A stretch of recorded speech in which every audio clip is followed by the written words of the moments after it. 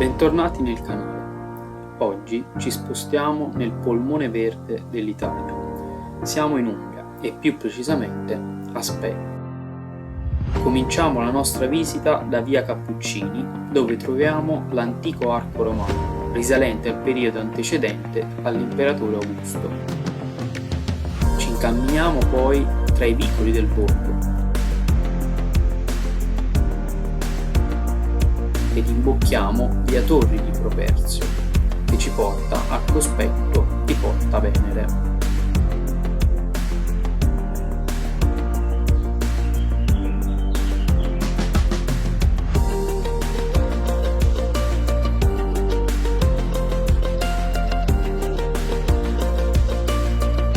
Così chiamata nel Seicento per la vicinanza con un tempio dedicato alla dea della bellezza.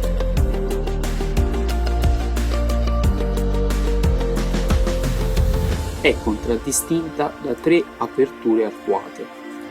Le 2 torri che affiancano la porta sono dette di Properzio.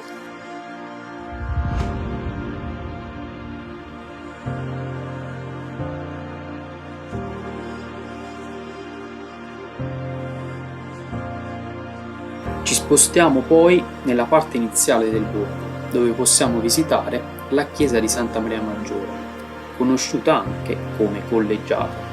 Divisa in 2 parti, a destra vi è il palazzo priorale, che oggi è abitato dal parroco, e a sinistra il palazzo dei canonici.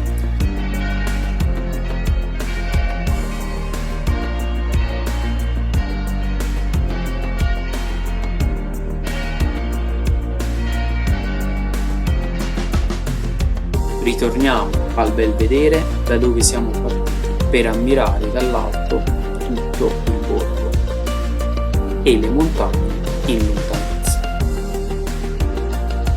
Infine concludiamo la nostra visita con un sorvolo sul monastero di Clarisse e Porta Montagna.